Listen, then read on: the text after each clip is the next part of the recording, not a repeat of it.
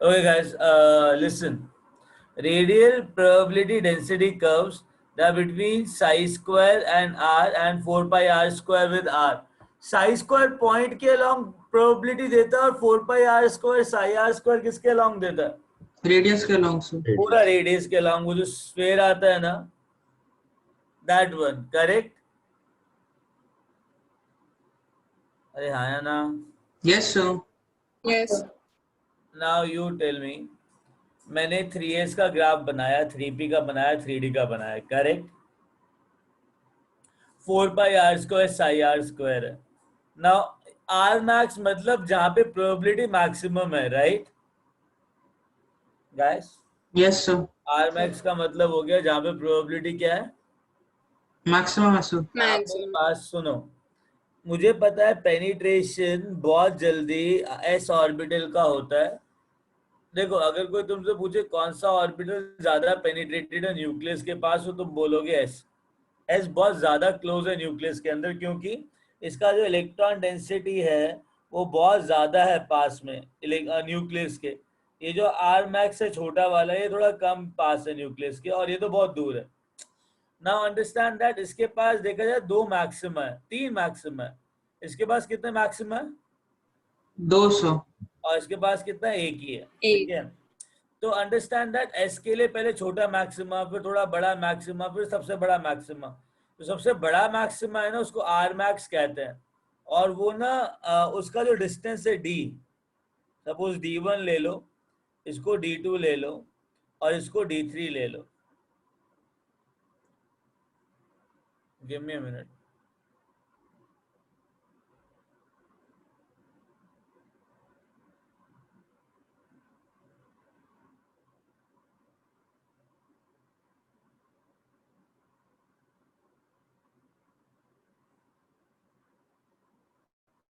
Getting it? तो अब एक चीज समझना कि अगर मैं डिस्टेंस की बात करूं तो जो d3 है ना, it is lesser than d2, d2 is lesser than d1। Getting it? Getting it? Yes, sir. Now d1 सबसे बड़ा है, फिर d2, फिर d3। Getting it? Getting that particular point? और ये इसको लिख लो बेटा, बहुत इंपॉर्टेंट है।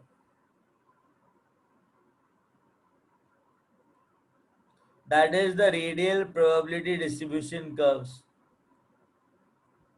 सर आप एक और बात समझा सकते हैं क्या? कौन बोला? मैंने सर श्रेयांश। श्रेयांश, मैं बोल रहा हूँ कि ये 3s है, ये 3p है, और ये 3d है। मुझे पता है थर्ड शेल के अंदर सबसे पहले 3s आता है, फिर 3p आता है, और फिर 3d आता है। अगर मैं कर्व प्लॉट करूँ ना 4 pi r square psi r square के, तो 3s के अंदर 2 रेडियल नोड है, तो इसके 3 मैक्सिमा आएंगे इससे। ये बहुत पास होगा, थोड़ा दूर होगा, थोड़ा दूर होगा, सबसे बड़ा मैक्सिमा होगा, इसे आर मैक्स कहते हैं। तो आर मैक्स का ना, आर मैक्स 3s का सबसे ज्यादा होगा, फिर 3p का होगा, फिर 3d का होगा। तो 3d का आर मैक्स बहुत पास होगा न्यूक्लियस के, फिर 3p का होगा, फिर 3s का होगा। Getting it? ऐसा ये ऑब्जर्व किया गया है। Got it? Got it sir. Very good. अब इसको लिख सर पार्ट टेस्ट का क्वेश्चन एक और बार बता सकते हैं क्या? बेटा, सब आ जाएगा, सिर्फ श्रोडिंगर इक्वेशन को छोड़ के जितना ही बताया ना अभी, एटॉमिक स्ट्रक्चर और ये सब। Getting it? क्वांटम नंबर्स भी आएगा ना, या वो भी नहीं आएगा? क्वांटम नंबर्स आएगा बेटा। आएगा ना? सर आपने जो पेनिट्रेशन के बारे में पॉइंट बताया था वो एक बार रिपीट कर सकते हो? हाँ बेटा, मैं कह रहा हूँ एस ऑर्बिटल ज्यादा पेनिट्रेटेड होता है, बिकॉज वो ज्यादा जल्दी स्टार्ट होता है उसका आर मैक्स। देखो ना, इसके पास 3 आर मैक्स है, तो अगर ये डिस्टेंस देखा जाए ना, तो ये बहुत पास आता है न्यूक्लियस के, ये थोड़ा दूर आता है। तो मतलब कौन सा ऑर्बिटल ज्यादा पास है न्यूक्लियस के? 3s So sir. 3s. हाँ, बट आर मैक्स की बात करो तो उल्टा होता है। आर मैक्स डी का ज्यादा होता है, फिर डी का ज्यादा पास होता है, फिर पी का होता है, फिर एस का होता है। Getting it? Getting it? Sir जो आर मैक्स की जो डिस्टेंस रहती है वो डी में सबसे कम है, फिर पी में और फिर एस में ना? हाँ, ओके सर। ओके। एंड ये लिखा हुआ है.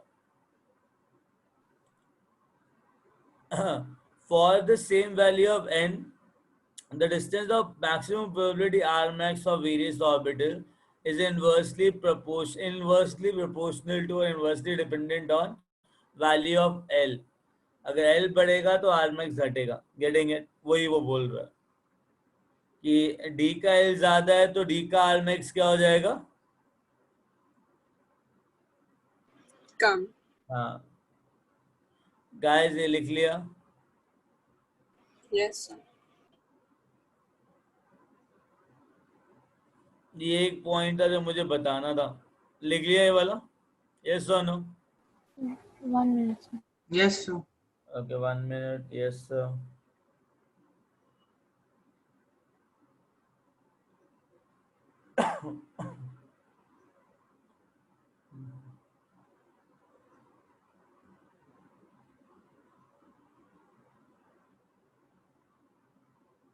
सर आप एक बार पेनिट्रेशन पावर होता है क्या, वो फिर से बता सकते हैं? पेनिट्रेशन का मतलब होता है कौन ज्यादा अप्रोचेबल है न्यूक्लियस के पास. Getting it? जितना ज्यादा ऑर्बिटल न्यूक्लियस के पास होगा मैं बोलूंगा वो ज्यादा पेनिट्रेटेड है. गेटिंग? अच्छा ठीक है. हाँ. हाँ. तो 3s का जो पेनिट्रेशन है वो ज्यादा है एज कंपेयर टू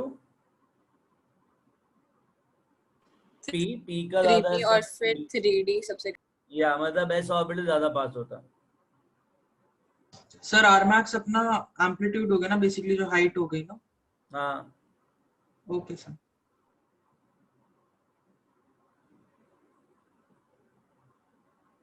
अरे आर मैक्स हाइट नहीं होगा, रेडियस होगा जहाँ पे वो मैक्सिमम हाइट है. हाँ सर, मतलब जो जिसमें y एक्सिस के अलोंग पे जो है. मैक्सिमम प्रोबेबिलिटी है. यस सर, वही वही वही बात सर. आगे चलें guys. Yes, sir. Yes.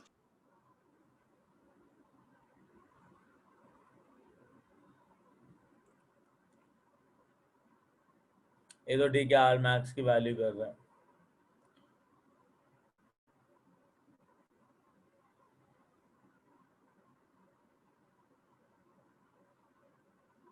Yeah. Multiplicity is given by 2s plus 1.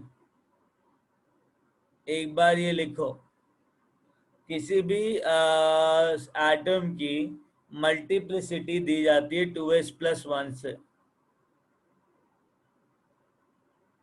अगर किसी ने पूछा ना उसका स्पिन स्टेट क्या है, मल्टीप्लिसिटी क्या है, तो that is 2s plus 1 under root 2 of mod s plus 1 where s is total spin.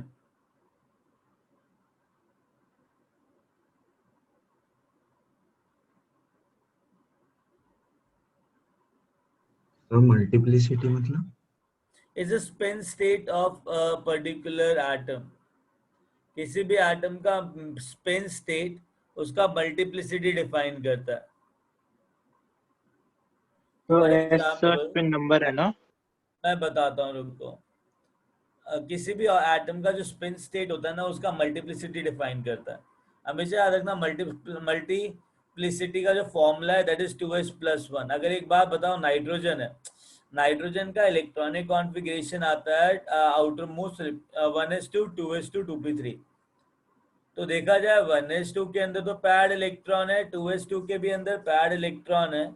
अगर मैं 2p3 की बात करूं तो टोटल अनपैड इलेक्ट्रॉन कितने हैं इसके पास, चाहे क्लॉकवाइज लो चाहे एंटी क्लॉकवाइज लो, कितने हैं?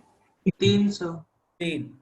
तीन अनपेड इलेक्ट्रॉन है. अच्छा, स्पिन कितना हो गया? एक इलेक्ट्रॉन का Half spin plus क्या half हो गया? plus half. हाफ. तो 3 इलेक्ट्रॉन का स्पिन क्या हो गया? 3/2. 3/2. मॉड लेना है तो ऑब्वियसली -3/2 + 3/2 का मॉड ही लूंगा. तो क्या आएगा इधर? Into 2 plus. Sir plus 3/2. 3/2. हाँ मतलब वही. 3/2. अब 2 × 3/2 + 1 कितना आया? 4. 4 सर. 4. तो multiplicity of nitrogen atom is 4. Understood? Yes sir. So Yes. that will tell you the spin state of an atom. तो प्लीज ये मल्टीप्लिसिटी वाला फॉर्मूला लिख लो, बहुत इंपॉर्टेंट है। ये बहुत कम पूछा जाता है तो भी एडवांस लेवल क्वेश्चन में पूछा जाता है।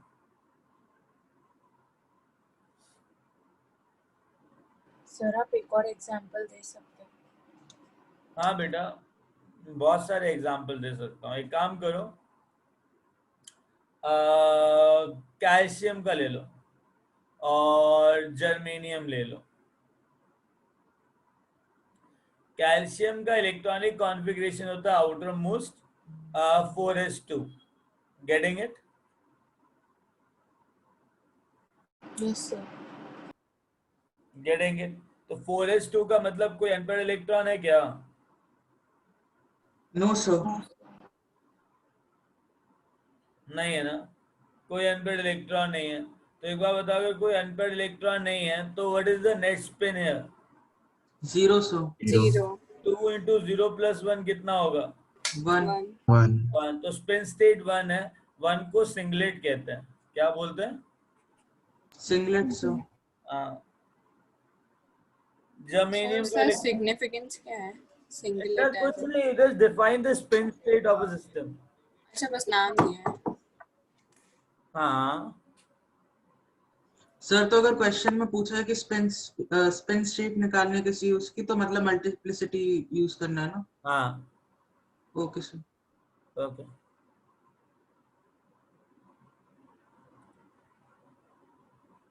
दिव्यांश, स्पिन स्टेट कुछ नहीं है, just method to find out the spin of a system.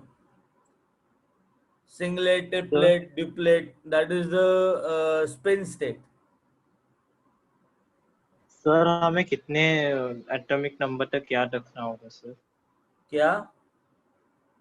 मतलब हमें कितने एटॉमिक नंबर तक याद रखना होगा? I didn't get you. Electron. अच्छा, periodic table की बात कर रहे हो? Yes sir. तो मैं S block, P block, D block पूरा आना चाहिए। धीरे धीरे आ जाएगा। जनरली जेई एग्जाम में सब दिया होता है। ओके। गेटिंग? बट आना सबको चाहिए अपने को। बेटा, जर्मेनियम का कितना होगा इलेक्ट्रॉनिक कॉन्फ़िगरेशन? अभी जर्मेनियम का एटॉमिक नंबर क्या होता है? सर अभी 32। 32 होता है। अच्छा, अगर 32 होगा तो इलेक्ट्रॉनिक कॉन्फ़िगरेशन क्या होगा इसका?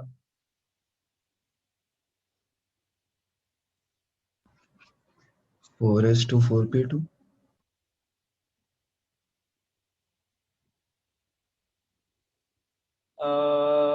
4s2 3d10 sir 4p2। 4p2। Agreed? Sir 4p2। Agreed. 4p2 के अंदर कितने अनपेयर्ड इलेक्ट्रॉन्स हैं? बाकी हर जगह तो पैड है। सर 2। तो नेट स्पिन कितना है इसका? 1 1 सर। तो 2s plus 1 कितना आया? 3 3। तो कितना आ जाएगा ये?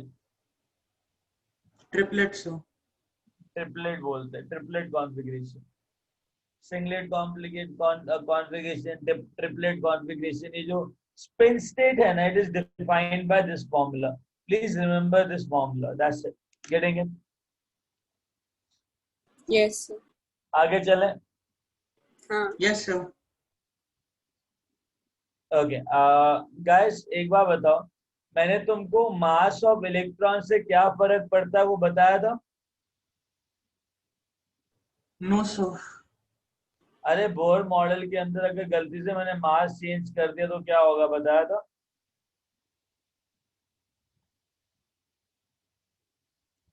Okay fine.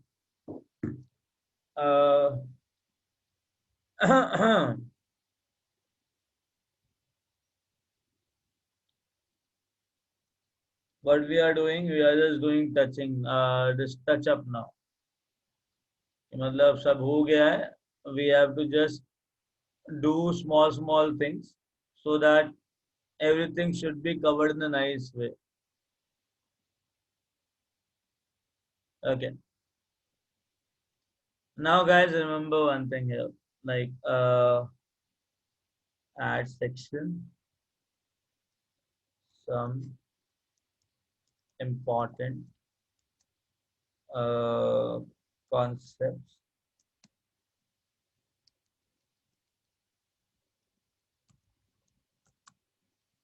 that the atomic structure.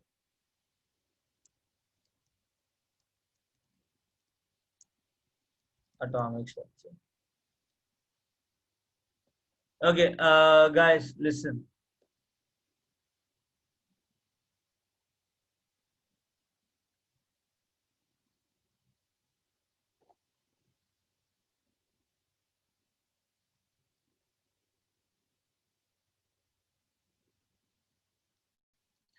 अगर तुम लोगों को ध्यान हो, देखिए, if you remember, when we calculated the formulas of Bohr's model, हम लोगों ने कुछ कुछ चीजें करी थी, राइट? फॉर एग्जाम्पल, मैंने कहा था radius of NH shell is inversely proportional to mass of electron, है कि नहीं?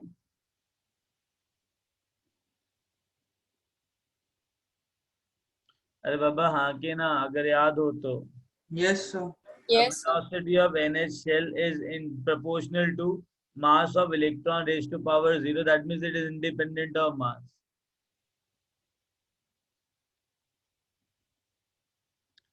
Then I told you that energy of NH shell is directly proportional to mass of electron. तो ये कुछ चीजें हमने डिराइव करी थी जब हम डेरिवेशन कर रहे थे. I just want you to just go to that particular thing and just have a feel of that particular concept. I don't think कि मेरे पास होगा यहाँ पे, क्योंकि हमने ये methodology बहुत लेट अडॉप्ट करा, ये नोटबुक वाला. चलो अब नोटबुक वाला चलता रहेगा तो नोट्स पढ़े रहेंगे साथ में, बट एटॉमिक स्ट्रक्चर में हमने नोटबुक यूज नहीं किया था, डायरेक्टली व्हाइट बोर्ड से किया था. याद है तुमको? Yes, sir. तो Yes. मुझे एक बात बताओ कि ये डेरिवेशन कि mass of electron, radius is inversely proportional to mass of electron, velocity is independent of mass of electron, and energy is directly proportional to mass of electron, याद है तुमको? तुम्हारे पास नोट्स पढ़े हैं अभी? Can you just Yes, go sir. through that Bohr model again? Just check that particular statement. यार ना.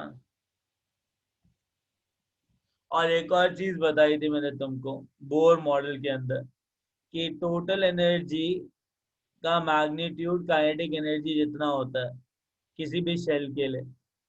Total energy negative होता है, काइनेटिक एनर्जी पॉजिटिव होता है, और पोटेंशियल एनर्जी जो होता है वो 2 टाइम्स टोटल एनर्जी होता है. और अगर पोटेंशियल एनर्जी का मैग्नीट्यूड लिया गया, बिकॉज पोटेंशियल एनर्जी नेगेटिव होता है, टोटल एनर्जी में नेगेटिव होता है, काइनेटिक एनर्जी पॉजिटिव होता है. ये बताया था हाँ सर. Yes, sir. कि total energy is equal to minus of के एक्चुअली में किसी भी NH शेल के लिए.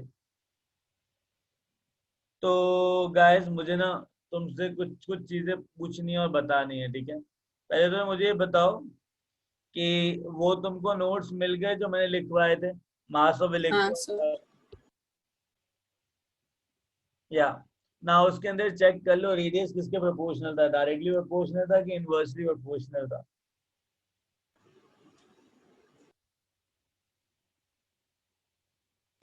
Sir, inversely the radius. Inversely proportional था, है ना? Yes, sir. Very good. Now understand one thing. there are 2 kind of concepts which we have to discuss here. Case 1, case A. देखो यार, क्वेश्चन ना तुमसे 2 या 3 टाइप से पूछे जा सकते हैं, थोड़ा इस पे ध्यान देना, ठीक है? केस ए, ऐसा बोला जा सकता है कि a hypothetical universe is there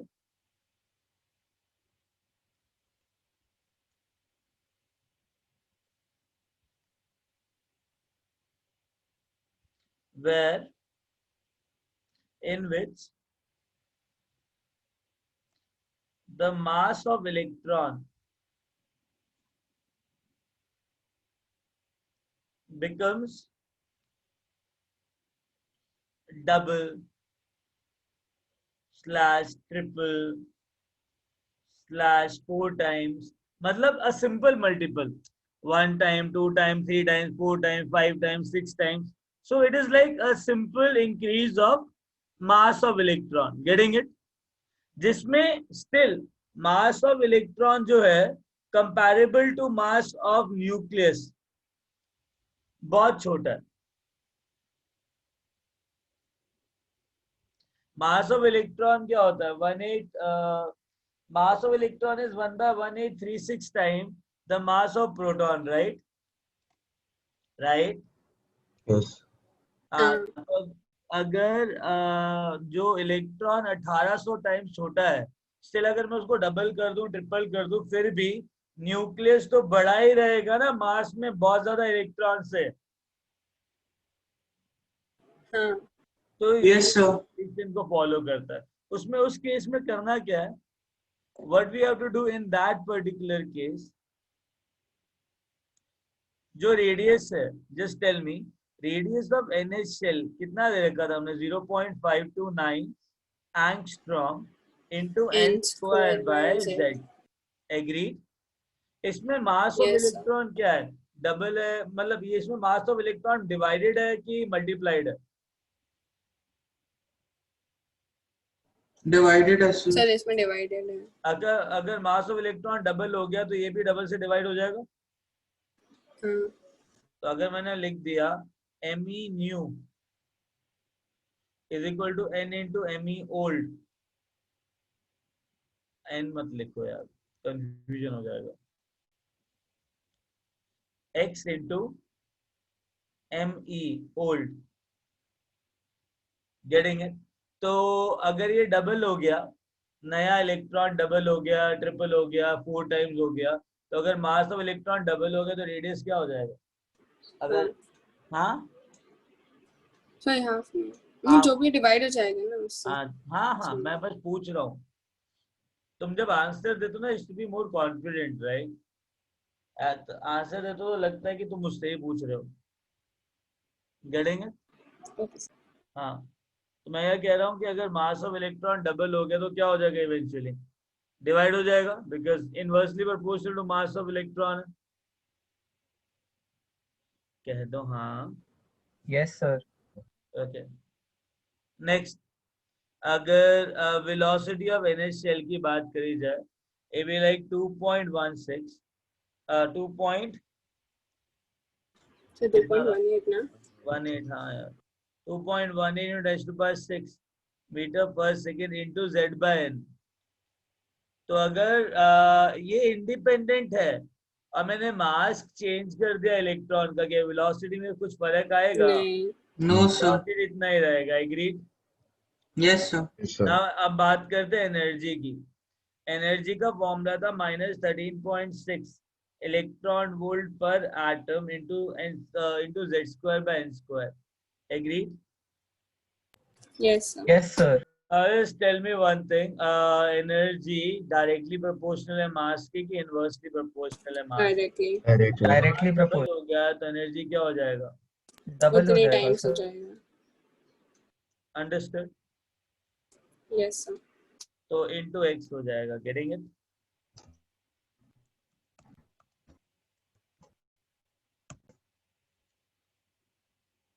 So I'll be writing down 13.6 x eV per atom into z square by n square. Agreed guys?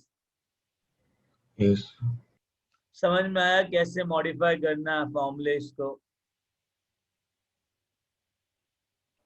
Yes, yes sir. Sir.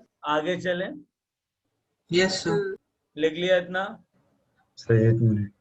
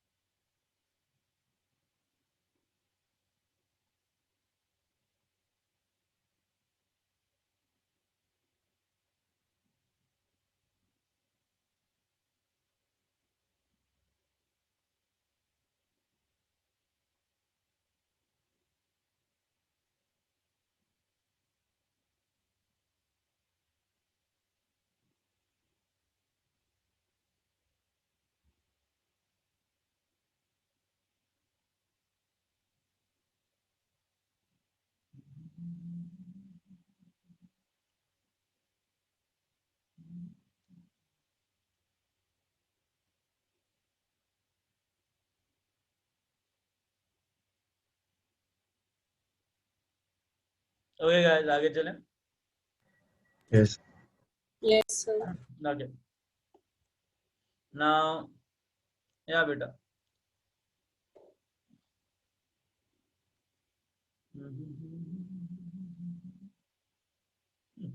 Okay.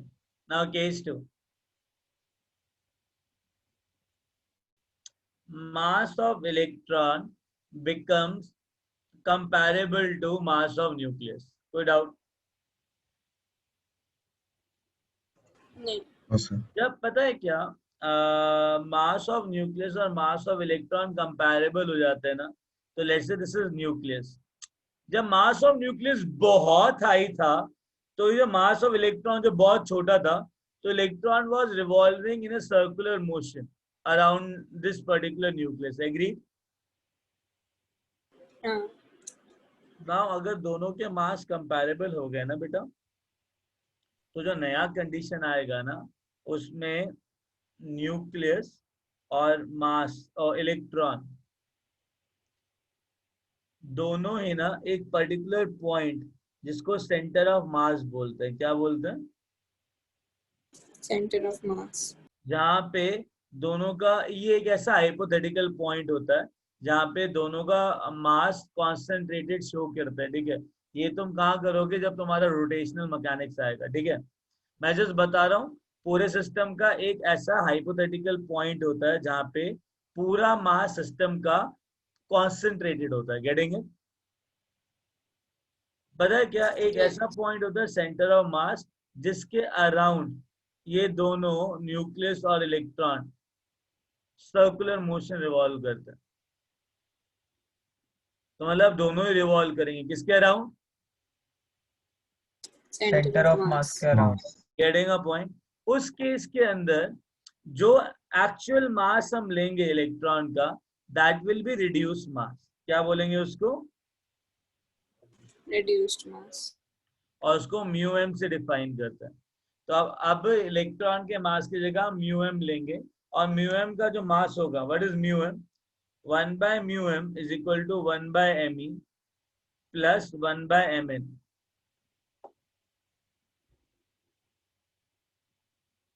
खुशी, have I done this thing earlier, guys? Sir मैं भी अभी यही कहने वाला था, हाँ. आपने कराया हुआ है सूर्य. बदतमीज हो. ओके सर अभी जस्ट रियलाइज हुआ जब आपने रिड्यूस्ड मास के बारे में कराना शुरू किया. ओके, चलो एनीवेज कोई बात नहीं, अब लिख लो. ठीक है, अब रिड्यूस मास क्या होगा? me into mn divide bye me plus mn. That is the reduce mass of the overall system. अब जब मास ऑफ इलेक्ट्रॉन है ना, मास ऑफ इलेक्ट्रॉन की जगह तुम क्या पुट करोगे? ये. Now this is the mass of new electron और द ओल्ड इलेक्ट्रॉन. Old. ए भूमू, नया आया तभी तो ये मूव करे सेंटर ऑफ मास पे. Sir, वो reduced mass होगा ना? हाँ बेटा, ओल्ड या new? me dash is mass of new electron. Getting it? Getting it? हाँ. आगे चलें.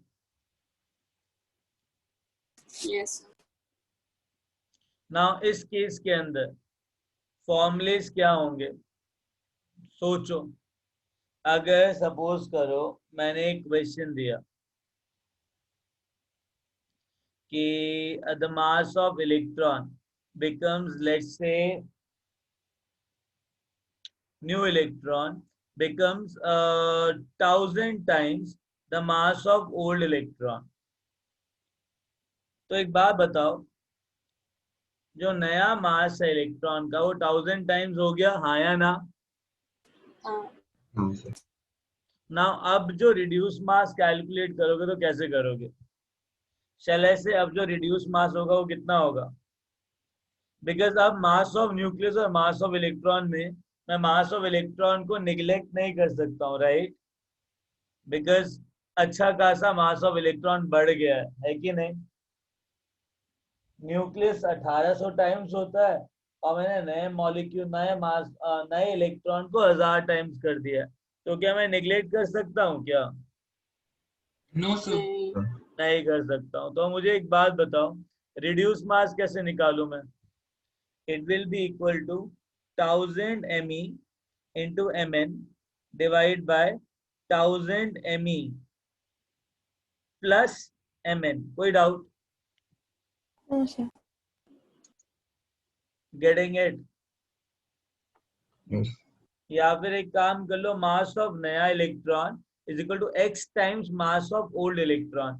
तो मास ऑफ इलेक्ट्रॉन की जगह क्या आ जाएगा? x me mn divide by क्या?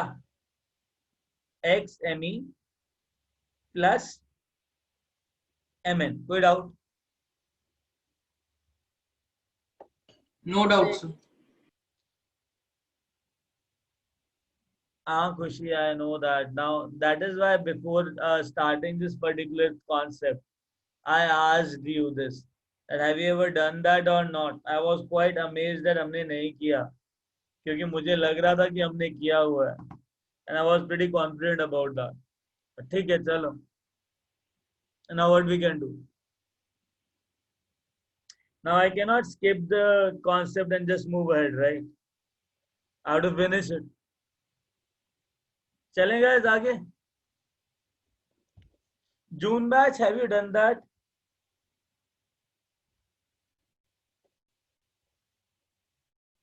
Do we have any June batch student here? No, sir. Okay, yes. Okay, for you it is a new thing, right? Okay, Yes, sir. May batch में भी नहीं कराया था, चलेगा. अभी मई batch जून batch के लिए हो रहा है ना, तो लिख लो, बेटर है. एटलीस्ट चीजें सिंक्रोनाइज हो जाएंगी. मई बैच में अच्छा फाइन. अर्शद सर ने लिया था, right? Yes, sir. Got it.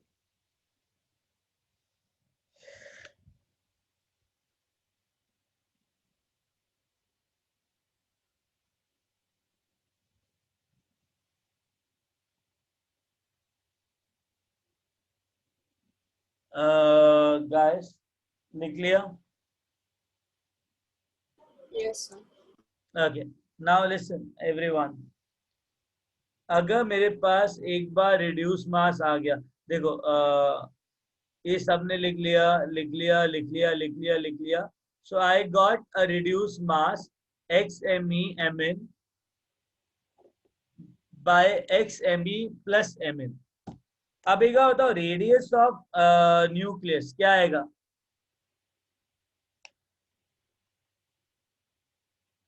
Shall I say 0.529 angstrom into n square by z? Guys, मेरे को एक बात बताओ, ये inversely proportional to mass of electron है ना? Yes. अब Yes, मुझे sir. मास ऑफ इलेक्ट्रॉन की जगह क्या डालना है? Mu m. Mu, reduce mass डालना है. तो इसमें already mass of electron divided है, तो मैं इसको मास ऑफ न्यूमरेटर में Multiply मल्टीप्लाई कर कर दूं और देंगे. डिनोमिनेटर में डिवाइड कर देंगे। और मास रिड्यूस मास से डिवाइड कर दूं, करेक्ट? Yes. तो मेरे पास आएगा 0.529 angstrom into me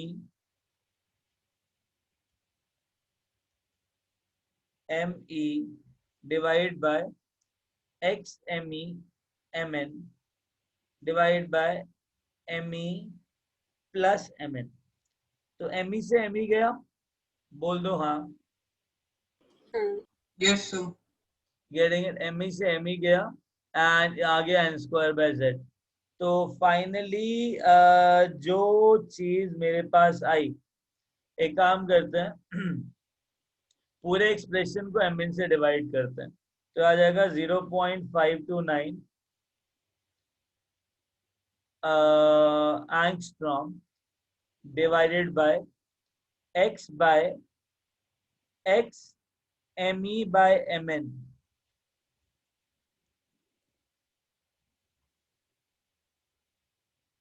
plus 1. into n square by z. कोई डाउट?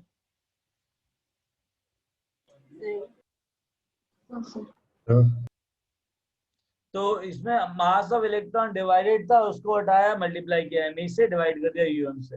डन. आगे चले. सर मुझे एक डाउट था हाँ बेटा तू पूछ. सर, वो रिड्यूस मास से डिवाइड क्यों किया? क्या कह रहे हो? सर रिड्यूस्ड मास से डिवाइड अच्छा क्यों एक बात बता, रेडियस का जो एक्सप्रेशन आया था उसके अंदर रिड्यूस मास, उसके अंदर मास ऑफ इलेक्ट्रॉन से डिवाइडेड था ना.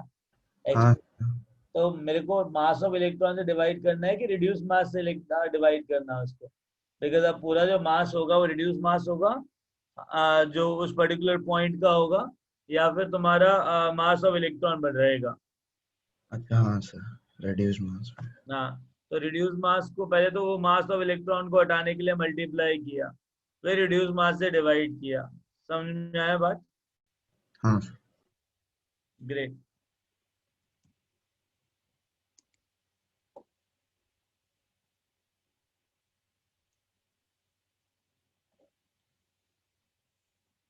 गाइस आगे चले.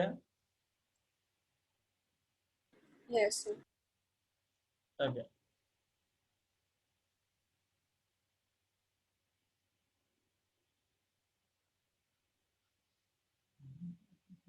सर हाँ आप बेटा. एक और बार वो मतलब शॉर्ट से बता देंगे हाँ स्टार्टिंग बेटा से? बता रहा हूँ, दोबारा बता रहा हूँ. Right. Velocity of electron NH shell का चेंज होगा क्या मास के साथ? No. तो 2.18 into 10⁻6 metre per second into Z by N रहेगा मस्त तरीके से ना बेटा. एनर्जी का समझ लो, रेडियस समझ में आ जाएगा.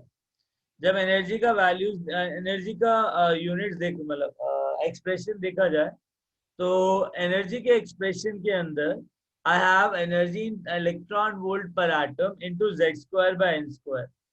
इस एक्सप्रेशन में mass of electron directly multiplied है कि डिवाइडेड है?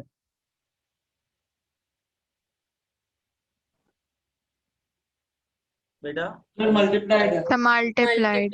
मल्टीप्लाइड है, तो पहले मास ऑफ इलेक्ट्रॉन हटाऊं और उसको रिड्यूस मास से डिवाइड मल्टीप्लाई करूं, है ना?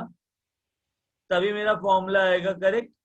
Because instead of mass of electron यहाँ पे मुझे मास ऑफ इलेक्ट्रॉन हटाना पड़ेगा और रिड्यूस मास से मल्टीप्लाई करना पड़ेगा. एग्री? Yes, sir. तो एक बार बताओ, रिड्यूस मास कितना निकाला हम लोगों ने?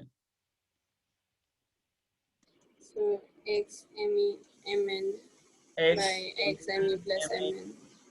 Divide by X M E plus M N. अब इधर क्या है?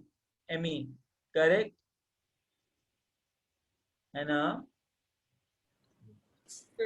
गया into z² by n². M N से डिवाइड कर दो. एक्चुअली x, हाँ एम एन से डिवाइड कर दो, तो क्या आएगा मेरे पास? -13.6x by x M E by M N plus 1 into z² by n² electron volt per atom. Agreed? Yes sir.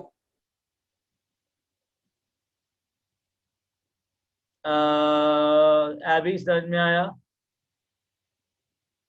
Sir यहाँ पे नेटवर्क इशू है तो मैं बार बार डिस्कनेक्ट हो रही थी, तो आप एक बार शॉर्ट से बता. ये वाला समझा, मतलब पहले वाला पेज? बेटा रेडियस इसके अंदर मैंने मल्टीप्लाई किया, इसके अंदर मैंने इस मास ऑलरेडी मल्टीप्लाइड तो डिवाइड करके रिड्यूस मास से मल्टीप्लाई किया. पिछले वाले केस के अंदर जब मैं रेडियस का देख रहा था, उसके अंदर मेरे पास मास डिवाइडेड था, तो मुझे मास डिवाइडेड को हटाना था, तो मल्टीप्लाई करूंगा और एक्चुअली इसको रिड्यूस मास से डिवाइड करूंगा, तब जाके मेरा फॉर्मूला आएगा. है कि नहीं? Yes sir. हाँ, तो वही किया इसके अंदर, बाकी कुछ नहीं है. जैसे एनर्जी के साथ किया ना, the same thing I have done that with radius. Multiply किया, उसमें डिवाइड किया, बस. गाइस समझ में आया तुमको?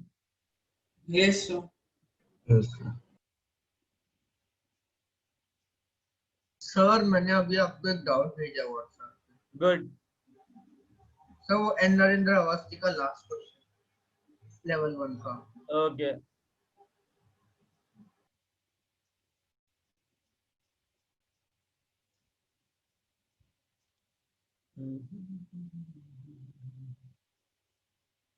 ये लिख लिया तुम लोगों ने गाइस? हाँ Yes, sir. sir.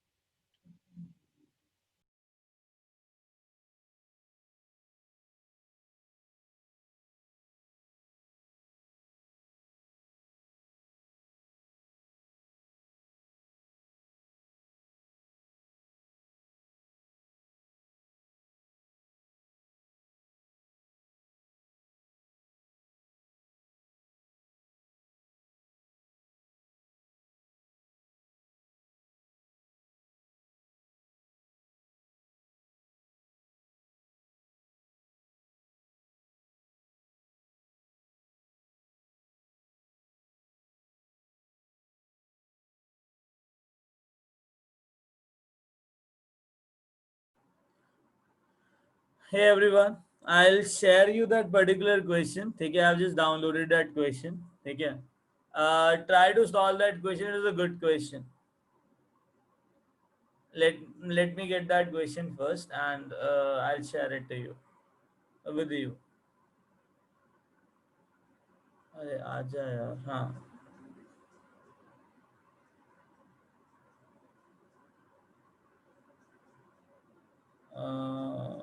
Guys, can you see that?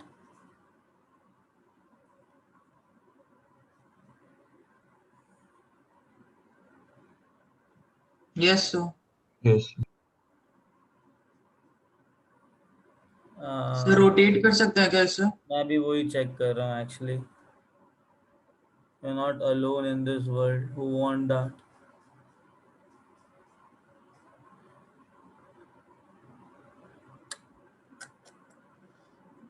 अरे यार.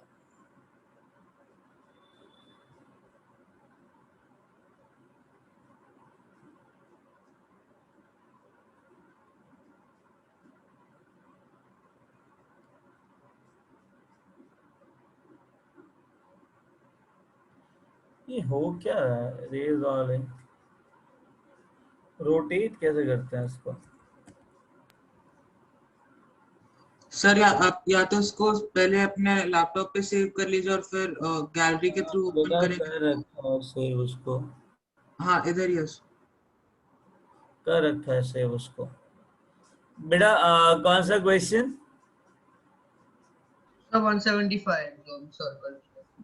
या गाइस 175 क्वेश्चन दिख रहा है सबको? Yes, sir. Yes, हाँ sir. Sir. Attack. Getting it? सुनो एवरीवन. हाँ चलो यही निकालो. रेडियल नोट निकालना है तुमको. क्या निकालना है? Radial node sir. चलो टेक योर 5 minutes. ठीक है,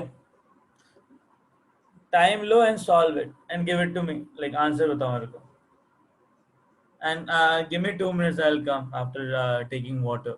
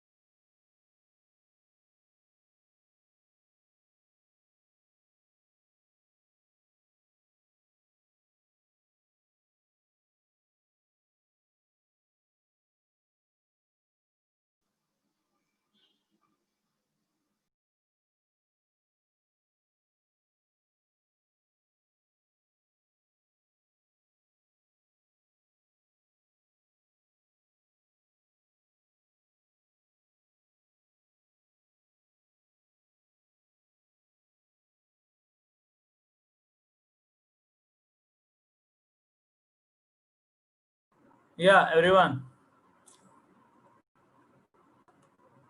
क्या करोगे रेडियल नोड के लिए? क्या सिखाया था सर डिफरेंशिएट करना रहता है। रेडियल नोड के लिए? सर जरा वो मेथड रहता है ना कि partial differentiation. Can you please tell me कि ये किस ऑर्बिटल को बिलोंग कर रहा है?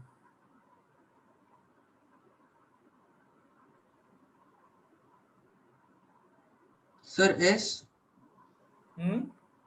S orbital sir. ऐसा क्यों? सर क्योंकि बाहर आर का कोई वो नहीं है, क्या नहीं है? पावर नहीं है sir.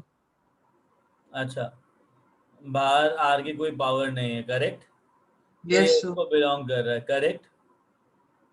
Yes sir. Highest power R का कितना है? सर एक्सप्रेशन के अंदर भी नहीं है। बेटा सिग्मा क्या है?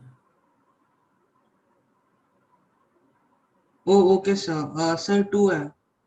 बेटा सोच लो, मतलब ऐसे तो मत करो। जो तुम्हें सर जनरल, आपकी बात नहीं समझ में आई सर, आप क्या कह रहे हैं? मैं कह रहा हूँ मैक्सिमम पावर ऑफ सिग्मा कितना है, इसके कितने रूट्स निकलने वाले हैं, मैं ये पूछ रहा हूँ। अगर याद करो तुमको बताया था साई आर जो है वो तुम्हारा रेडियस की पावर एल होता है, और जो पॉलिनोमियल एक्सपेंशन है, सर 3 है पावर मैक्सिमम। हाँ मैंने कहा था पॉलिनोमियल एक्सप्रेशन जो होगा उसका highest power n minus L minus one. तो तुमने सही कहा कि कोई r की पावर बाहर नहीं है, मतलब कोई सिग्मा की पावर इंडिपेंडेंटली बाहर नहीं है। बट इस एक्सप्रेशन में हाईएस्ट पावर ऑफ सिग्मा क्या है, क्योंकि ये पूरा पॉलिनोमियल एक्सप्रेशन है, राइट? Yes sir. हाँ, सर 3 है तो n माइनस एल माइनस 1 3 हो गया। हाँ इसको मल्टीप्लाई करके देखा ना तुमने सिग्मा की मैक्सिमम पावर? Yes sir. तो सिग्मा की मैक्सिमम पावर आएगी 3। तो कौन सा ऑर्बिटल हो गया ये? सर 4। 4s 4s ऑर्बिटल में कितने रेडियल नोड होता है?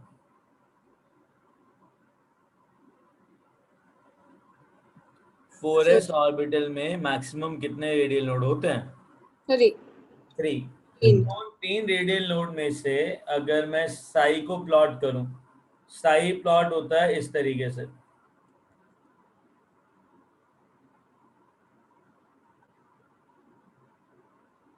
Agreed? Yes 3 sir. Radial node आते हैं साई में, एग्रीड? तो अगर यस मेरे को ये पोजीशन चाहिए रेडियस की, तो मैं कैसे क्या पुट करूं इसमें? जब रेडियल नोड निकालने हैं तो पूरे मैं की वैल्यू 0 करनी होगी एग्जैक्टली एक्सप्रेशन की। साई को डायरेक्टली 0 पुट कर दो, साई स्क्वायर को 0 पुट कर दो, या 4 pi r square psi r square को 0 पुट कर दो। तो मेरे पास ये तीनों आ जाएंगे रेडियल नोड। तो मुझे यहाँ पे आदित्य डिफरेंशिएशन की कहाँ से जरूरत पड़ी? हाँ सर, वो सर मैक्सिमम मिनिमम लिखा होता तो फिर सोचा ही नहीं sir. Getting it? Yes sir. Radial node चाहिए उसको। तो गाइस अगर रेडियल नोड चाहिए तो मुझे इस पूरी एक्सप्रेशन को किसके इक्वेट करना पड़ेगा? 0 सर। 0 से इक्वेट करना पड़ेगा। Okay Chinmay given answer right now, and मेरे पास अभी तक एक ही आंसर आया। किसने क्वेश्चन पूछा था ये? सर अथर्व? मैंने अथर्वा। अथर्व एक बात बता कि क्वेश्चन समझ में आया, सॉल्व कैसे करना है? हाँ सर समझ में आ गया सर, वो ट्रिक समझ में आ गई।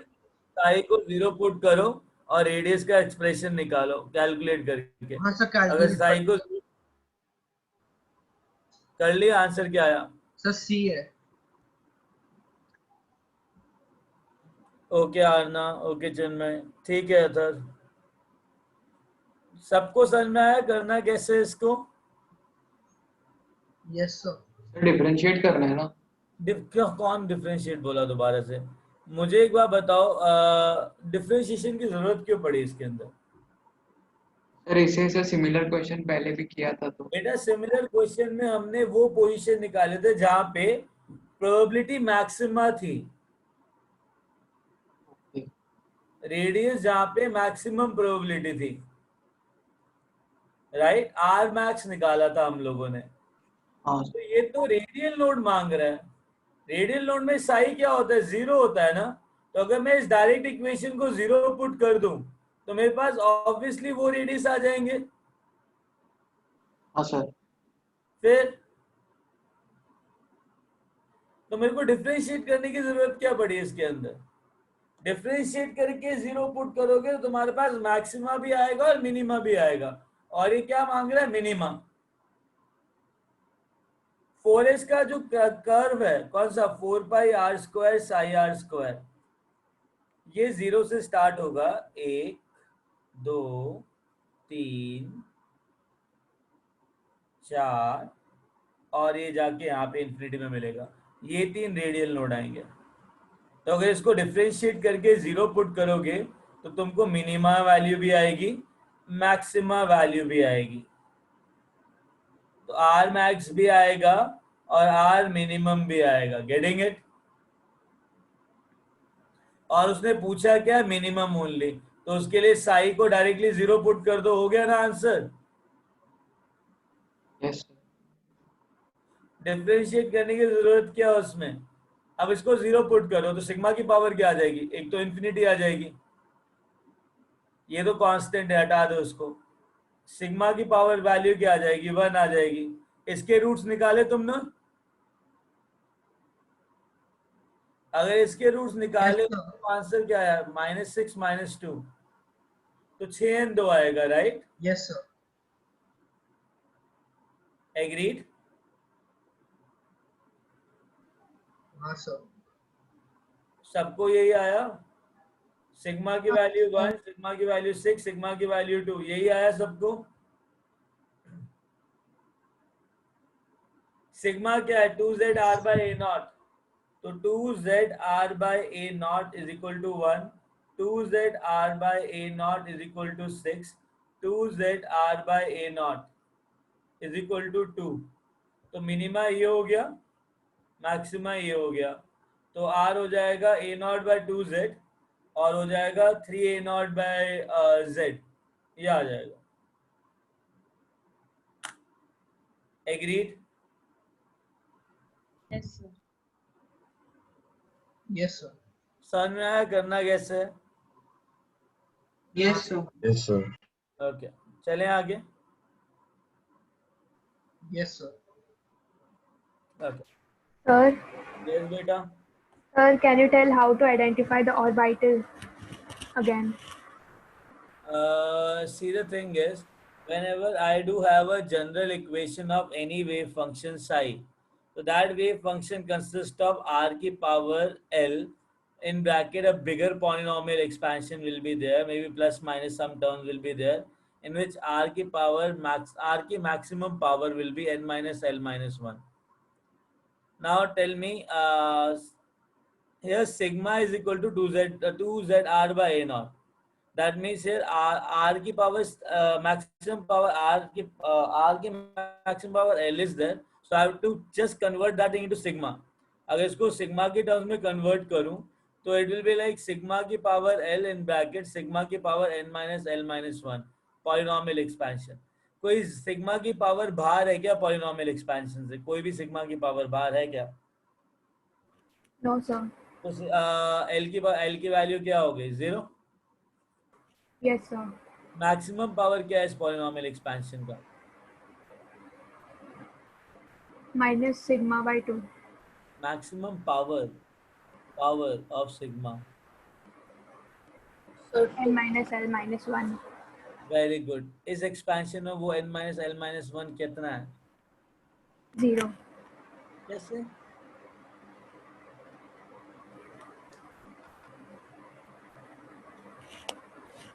अगर साई रेडियस इस सिग्मा की पावर l, सिग्मा की power n minus l minus 1 plus something something, ठीक है? तो मैंने साई आर को कंपेयर किया तो ये तो कांस्टेंट है, ऐसे हटाओ। ये एक्सप्रेशन है, इस एक्सप्रेशन के अंदर कोई सिग्मा की पावर बाहर है क्या? सिग्मा की टर्म बाहर है क्या इस पॉलिनॉमियल एक्सपेंशन से?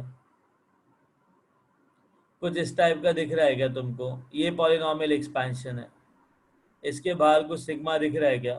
No, sir. एल की वैल्यू कितनी आ गई? L की वैल्यू 0.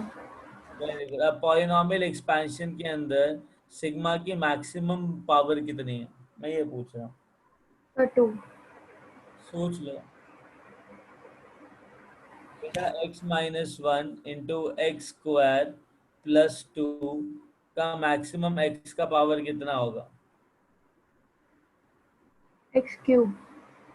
तो इसमें तुमने 2 क्यों बोला? जब सिग्मा माइनस 1 मल्टीप्लाई हो रहा है तो सिग्मा को मल्टीप्लाई करोगे ना, तो मैक्सिमम पावर कितनी आएगी?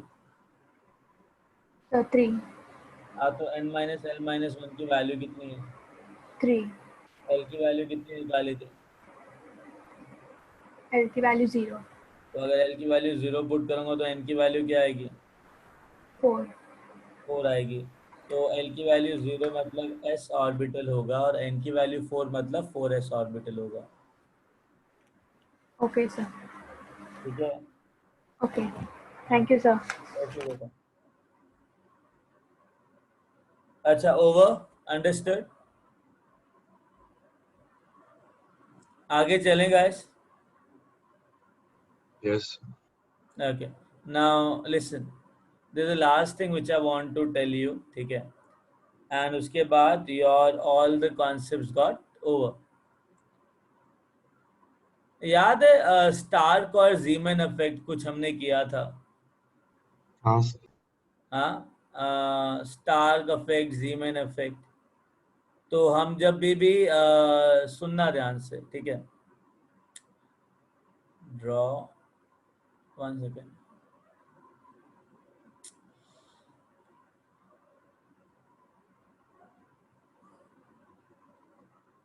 Okay, now listen what exactly I want to say here.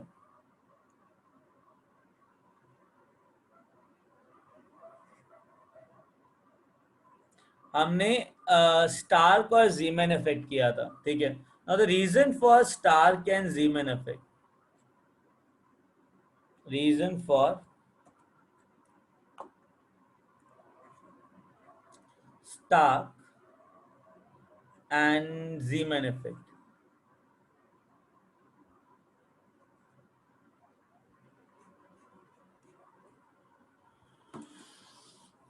Now understand one thing.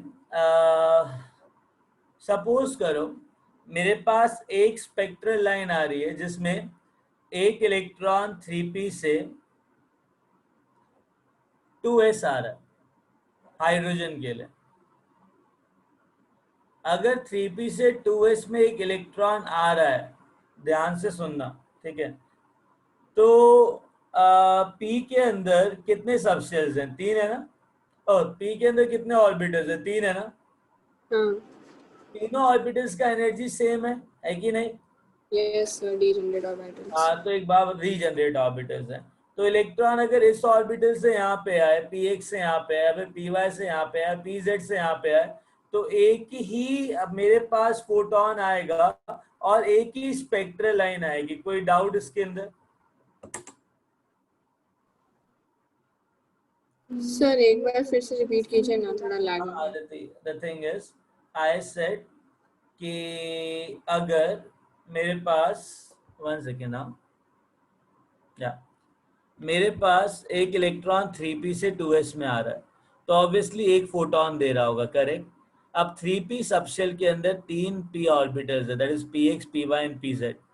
px का एनर्जी, py का एनर्जी, pz का एनर्जी सेम है. हाँ. तो ऑब्वियसली चाहे वो px से 2s में आए, py से 2s में आए, pz से 2s में आए, तो वही सेम फोटोन देगा, सेम एनर्जी होगी और एक ही स्पेक्ट्रल लाइन ऑब्जर्व होगी. हाँ या ना? Yes, sir. अब अगर चक्कर क्या है, होता क्या है, अगर मैंने कोई भी इलेक्ट्रिक फील्ड और मैग्नेटिक फील्ड डाल दिया, तो अगर इलेक्ट्रिक फील्ड और मैग्नेटिक फील्ड एक एक्सिस के अलोंग डाला हुआ है, ठीक है, लेट्स से मैंने किसी भी एक रैंडम एक्सिस के अलोंग डाल दिया, तो क्या यहाँ पे जो इलेक्ट्रिक फील्ड है वो px ऑर्बिटल, py ऑर्बिटल और pz ऑर्बिटल के साथ सेम वे से इंटरैक्ट करेगी कि अलग अलग तरीके से इंटरैक्ट करेगी?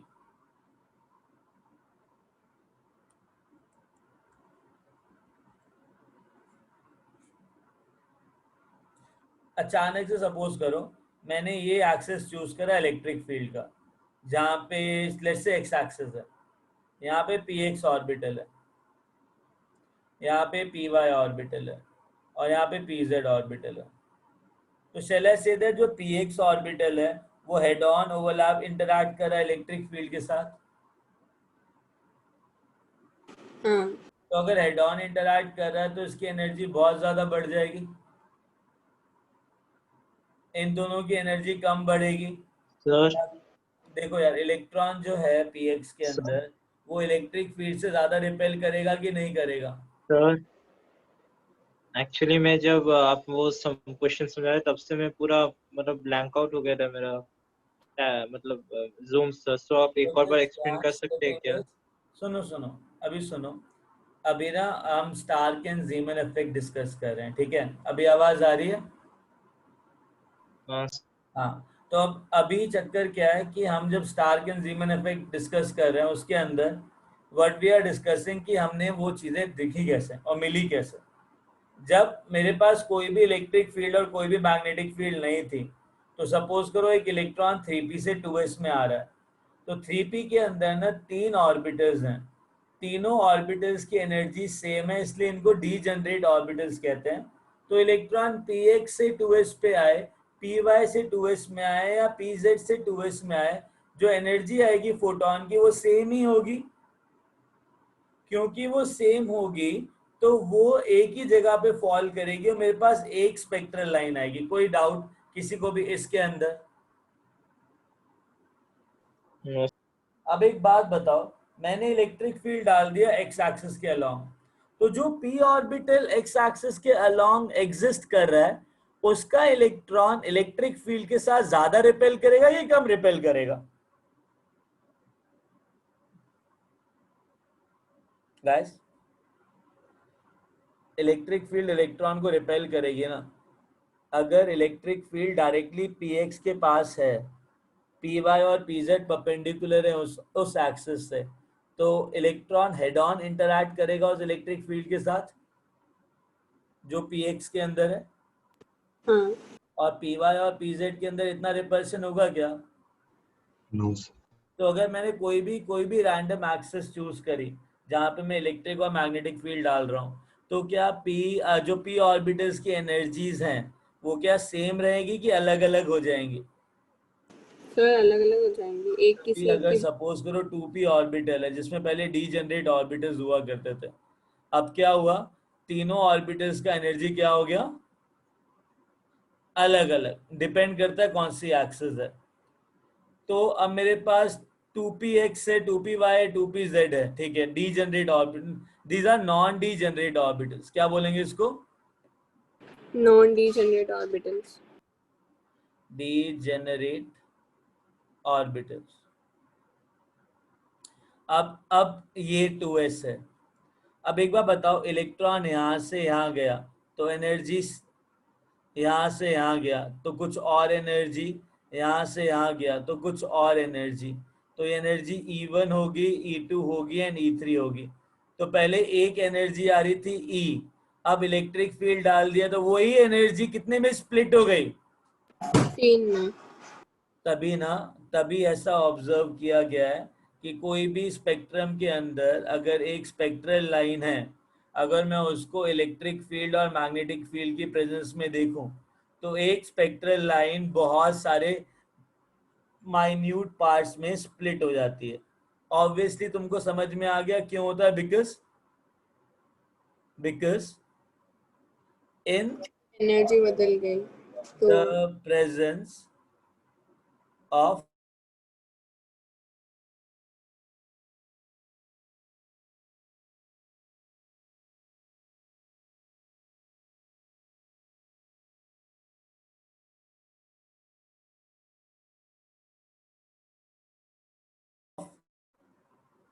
loss.